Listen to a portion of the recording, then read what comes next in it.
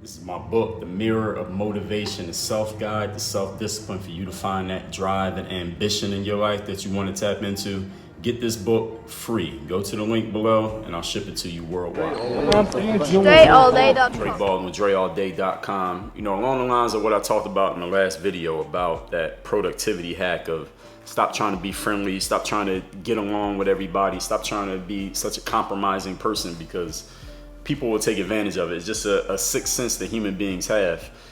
This topic goes right with it. It's your willingness to have uncomfortable conversations. And there's a saying out there, I don't know who originally said it, but they say your success in life will be in direct proportion to how many uncomfortable conversations you're willing to have. And I truly 1000% believe that. Because me, I don't know if many of you know, but in my current business today, you know, I used to play ball, for those of you who know, but these days I do things like coaching, consulting, professional speaking. I do a lot of stuff on the internet. So I'm making products and websites and sales funnels and writing books and a whole lot of stuff. But one of the things that I do on a daily basis, I make cold calls. I make phone calls to companies doing certain types of business. And sometimes when you make a cold call, any of you who've ever done it, you're calling somebody who doesn't know you. They weren't expecting your call. They didn't ask you to call them, but you're interrupting them from whatever they're doing and trying to advance your cause, whatever it is. Either you're trying to get some information, you might be trying to sell something, you might be trying to set up a meeting, or you might be, oftentimes when I make a call, I'm talking to the person that I don't even want to talk to them. I'm trying to get to somebody else, but I'm asking them if they can provide me the right information. And these people, they're used to receiving cold calls and they're used to getting rid of people, right? They call them gatekeepers in the business world. And they'll try to rush you off the phone or stonewall you or not give you the kind of information or tell you, oh, go to our website or do this or do that. They try to get rid of you quickly. And that's their job. That's what they're supposed to do. So I'm not mad at them for it. But what I've learned is, because when I first started making cold calls like 4 or 5 years ago for a business, people would do that to me and they would rush me off the phone and I would end up hanging up the phone and I'm just sitting there like, all right, I didn't even get the information that I was calling for. They just walked all over me on that call, not because I was afraid, but because I just didn't have the skill. I didn't have the technology. And you know, understand, technology does not mean electronics. Technology means strategies and systems for getting things done. So now, just yesterday, I was on a cold call with this woman answered the phone. She was like an administrator. She was a gatekeeper. She wasn't the person I needed to talk to. But she had the information to tell me who the person was and give me their information. So that's what I was trying to get. And she was kind of stonewalling me at first and kind of trying to rush me off the phone. But all I did was, and I noticed this while I was on the phone with her, I spoke more slowly, slower than I'm talking right now. I took a deep breath in between every single thing that I said, and I didn't let her kind of rush me or bully me off the phone, kind of like how she was trying to. And as she sensed that energy, she slowed down, and then she actually gave me the information that I was asking for, that had I not stayed with it in that call, I wouldn't have got that information, what I was trying to get. And I thought of it while I was in the process of doing it, which led to me making this video right here. And it was uncomfortable for a moment. And here's the thing about discomfort with human beings. When we feel uncomfortable, you know what most of us do when we feel uncomfortable? What do you do when you feel uncomfortable? Last time you were uncomfortable, what'd you do? Or the last time you saw someone and you could tell that they were uncomfortable, what did they do? It's the same answer. We avoid. We move away. We get out of that situation as quickly as possible. When people are uncomfortable, they go the opposite direction. Somebody's uncomfortable on the phone, they end that phone call as quickly as possible. Somebody's uncomfortable in a direct one-to-one conversation, they try to end the conversation or get out of it, or you'll notice that their discomfort starts coming out in the other areas of their body. Their legs will start shaking and they'll start messing with something in their hands. They'll start turning their body to get away from you. They'll try to get in that conversation in any way, shape, or form. These are things that I notice, and it's interesting to me because I study human, not even just human behavior, but I notice human behavior, but I really think deeply about what's the thought process behind that behavior. I mean, that's really the basis of everything that I've done business-wise, from sports to what I do as a thought leader, I guess is what I would call myself now. When people are uncomfortable, they avoid.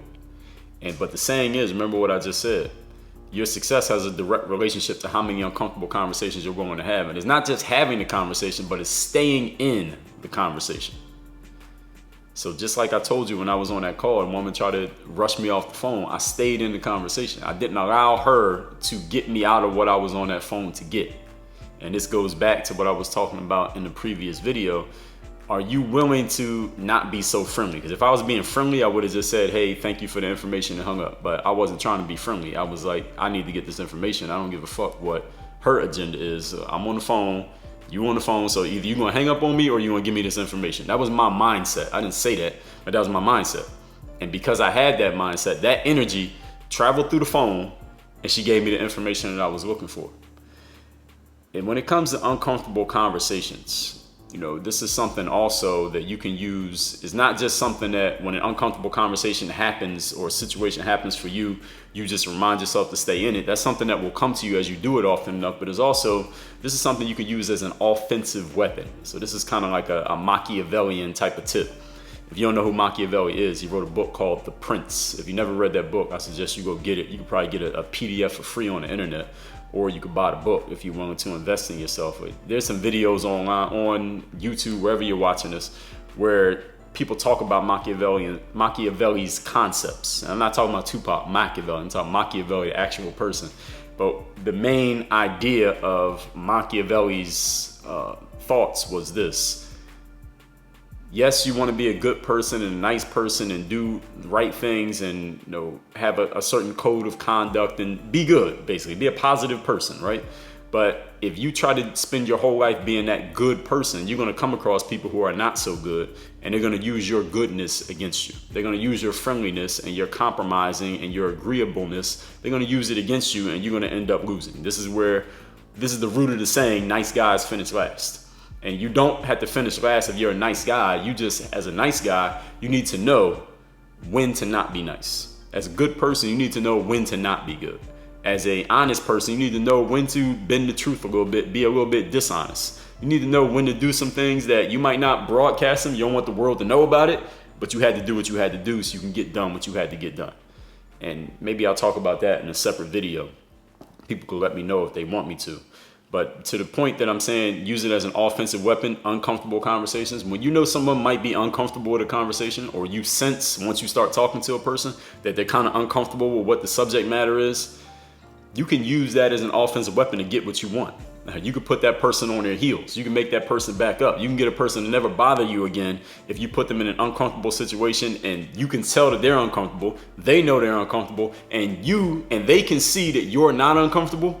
That means you're willing to go a little bit further than them when it comes to the discomfort. Now, that person will never be a problem for you ever again.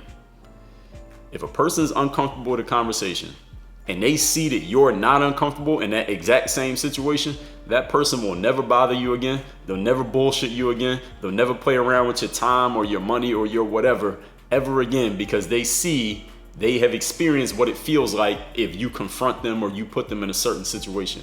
And as I said already, people avoid discomfort. So when you put someone in a position to be uncomfortable and they see that it doesn't bother you, they're like, all right, I'm gonna leave this person alone. I heard 50 Cent say, you can push people back on their heels. He talked about this in the 50th Law, his book with Robert Greene. When you're a bold, confident person, you can put other people on their heels because you're willing to go further than them. He said, this is what he said. The kid in the schoolyard who's afraid to fight always leaves with a black eye, because the person who's afraid of that discomfort, you give everybody else the confidence to be bold around you. It doesn't even mean that they're a bully trying to mess with you, but when you show that you will do anything to avoid conflict, people will start to use conflict as a weapon against you to push you around and get what they want from you. So that's what I mean when I'm talking about dealing with discomfort and uncomfortable. It could be a conversation, a situation, an interaction, whatever it happens to be. When you make people uncomfortable, you can take advantage of them. And if somebody makes you uncomfortable, they're going to take advantage of you. So what you need to take away from this is get comfortable being uncomfortable. Everybody's heard that saying, but a lot of people don't live it. So hopefully that'll do something for you if you take this and do something with it. Work on your game. DreAllDay.com.